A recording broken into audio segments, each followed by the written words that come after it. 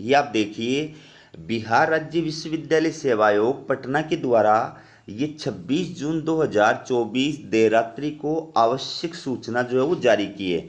और ये सूचना किससे रिलेटेड है? ये असिस्टेंट प्रोफेसर भर्ती 2022 विषय गणित से संबंधित है।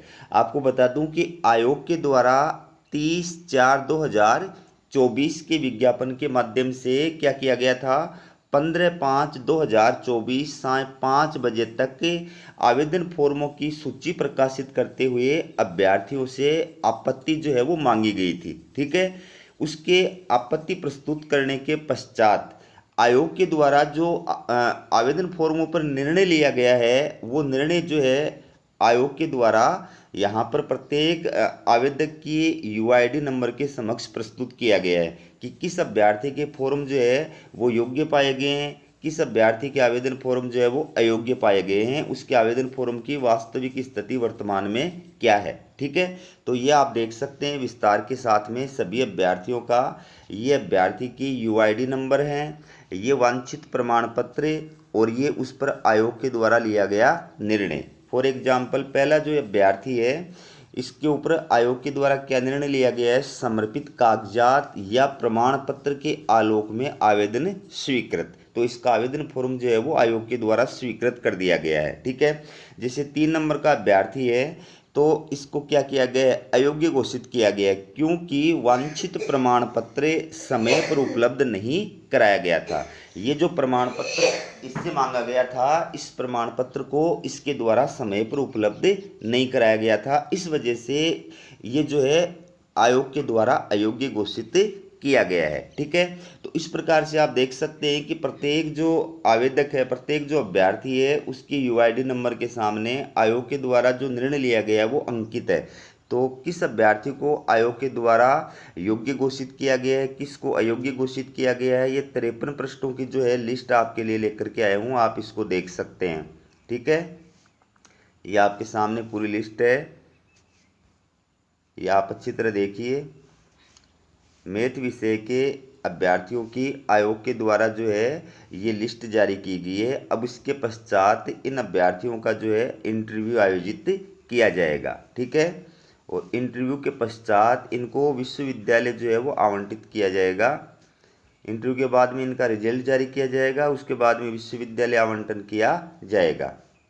तो ये आप योग्य और अयोग्य अभ्यर्थियों की सूची जो है वो देख सकते हैं। ठीक है, किस अभ्यर्थी के आवेदन फॉर्म पर आयोग के द्वारा क्या निर्णय लिया गया है वो आप इसमें देखिए। ये 53 प्रश्नों की लिस्ट है। ठीक है, ये मैं आपको पूरी लिस्ट ही जो है वो दिखा देता हूं एक बार।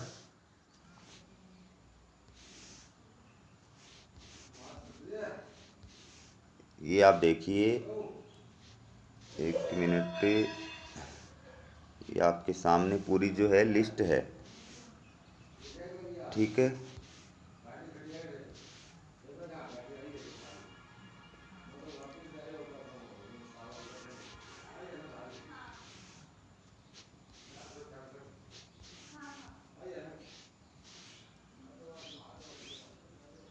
ये आप देख लो,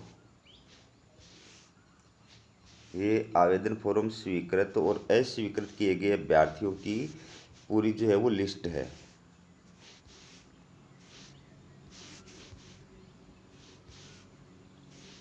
अब इसके पश्चात अंत में जो है आयोग के द्वारा निर्देश भी जारी किए गए हैं, वो निर्देश भी मैं आपको दिखाऊंगा क्या निर्देश जारी किए गए हैं।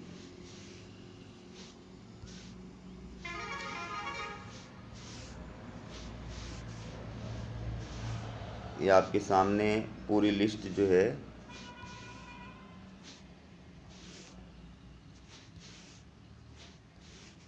पीएचडी वाले जो अभ्यर्थी होते हैं उनके सामने एक समस्या आती है, वो मैं आपको बता देता हूँ कि आपकी पीएचडी की जो डिग्री होती है वो यूजीसी रूल्स 2009 या फिर 2016 के अकॉर्डिंग होनी चाहिए।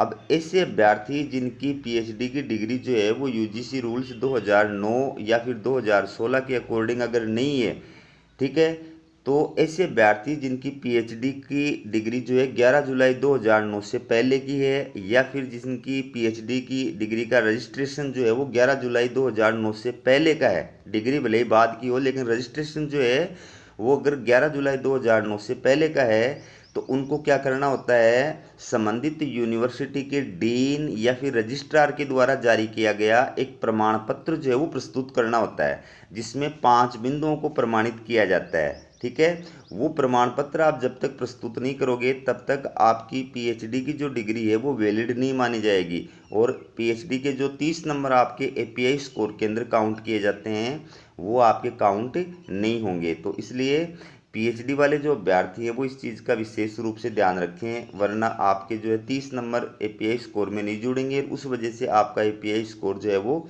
डाउन चला जाता है। ठीक है, तो ये गलती जो है वो पीएचडी वाले अभ्यर्थी विशेष रूप से करते हैं। बाकी ये जो है लिस्ट आपके सामने है, ये पूरी लिस्ट आप देख सकते हैं। ये देखिए आप,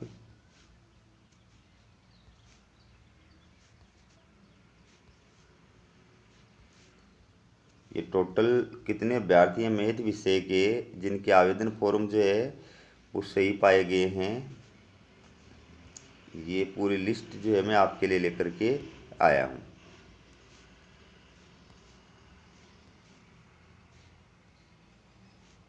टोटल अभ्यर्थी कितने हैं वो भी मैं आपको बताऊंगा इसके अंदर।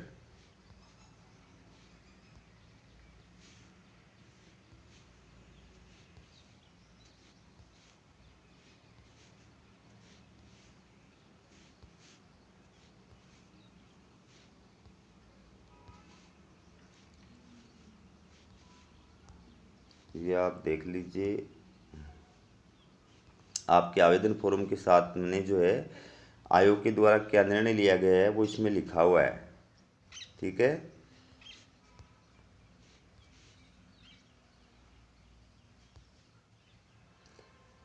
अब देखिए ये है उन अभ्यर्थियों की लिस्ट। देखिए इसमें क्या कहा है, निर्धारित तिथि एवं समय तक अनर्हित अभ्यर्थियों से प्राप्त आपत्तियों की स्थिति निम्नवत है। अनर्हित का मतलब होता है अयोग्य।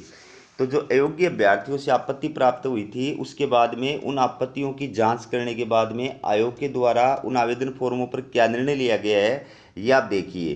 ठीक है, ये अयोग्य अभ्यर्थियों की लिस्ट है कि जिनके द्वारा अपनी आपत्ति प्रस्तुत की गई थी, जो डॉक्यूमेंट्स कम था उस डॉक्यूमेंट्स को आयोग कार्यालय में उपलब्ध कराया गया था, उसके बाद में उसकी जांच की गई थी और उसके ऊपर आयोग के द्वारा निर्णय लिया गया था। ठीक है, तो फॉर एग्जांपल 1 नंबर का ये जो अभ्यर्थी है इसके ऊपर आयोग के द्वारा क्या निर्णय लिया गया है, चूंकि पीएचडी उपाधि वर्ष 2008 का है तथा विज्ञापन के अनुसार 5 बिंदुओं का प्रमाण पत्र मूल आवेदन के साथ संलग्न नहीं है अतः आपत्ति अस्वीकृत की जाती है। तो इस अभ्यर्थी का जो पीएचडी का प्रमाण पत्र है वो 2008 का होने के कारण से इसने सक्षम जो विश्वविद्यालय है, संबंधित विश्वविद्यालय, उस विश्वविद्यालय के द्वारा प्रस्तुत जो सत्यापित प्रमाण पत्र है 5 बिंदुओं का वो प्रस्तुत नहीं किया था। इस वजह से इसका जो आवेदन फॉर्म है वो आयोग के द्वारा निरस्त कर दिया गया है। ठीक है, तो ये आप देख सकते हैं उन अभ्यर्थियों की स्थिति जिनके जो अयोग्य पाए गए थे, जिनके डॉक्यूमेंट्स में कमी थी, उसके बाद में आयोग के द्वारा डॉक्यूमेंट्स उपलब्ध कराने के पश्चात उनके आवेदन फॉर्म पर जो डिसीजन लिया गया है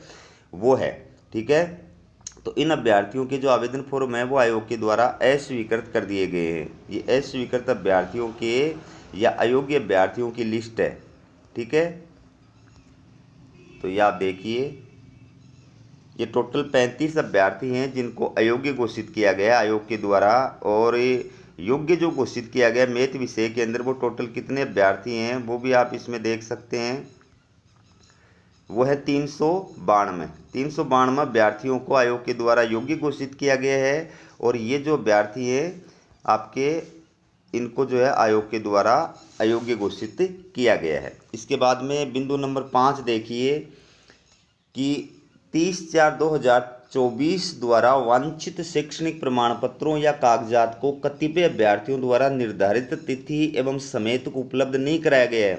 यदि वे साक्षात्कार हेतु आमंत्रित किए जाते हैं तो वे अपने सभी शैक्षणिक मूल प्रमाण पत्रों तथा वांछित आवश्यक मूल कागजात का साक्षात्कार के पूर्व सत्यापन कराना सुनिश्चित करेंगे, अन्यथा आयोग उचित निर्णय लेने के लिए स्वतंत्र रहेगा। ठीक है, तो कुछ अभ्यर्थी ऐसे भी हैं जिन्होंने ये जो सूचना प्रकाशित की गई थी 30/4/2024 और इसके तहत जो आवेदन के अंदर त्रुटि थी उससे संबंधित जो कागजात आयोग के द्वारा मांगे गए थे वो आयोग को प्रस्तुत नहीं किए गए थे। इस वजह से इन अभ्यर्थियों के लिए आयोग ने निर्देश जारी किया है कि अगर वो इंटरव्यू के लिए बुलाए जाते हैं तो उस टाइम पर उनको क्या करना है, अपने सारे शैक्षणिक प्रमाण पत्र और कागजात जो है वो इंटरव्यू से पहले आयोग कार्यालय में वेरिफिकेशन कराना होगा। 6 नंबर है, किसी भी अभ्यर्थी के योग्य या अयोग्य घोषित करने के अंतिम निर्णय का अधिकार आयोग के पास में सुरक्षित रहेगा। ठीक है, तो ये थी आपके लिए बिहार राज्य विश्वविद्यालय असिस्टेंट प्रोफेसर भर्ती से जुड़ी महत्वपूर्ण अपडेट। इसी प्रकार की अपडेट पाने के लिए चैनल को सब्सक्राइब जरूर कीजिएगा। हमारा वीडियो देखने के लिए आप सभी का बहुत बहुत धन्यवाद।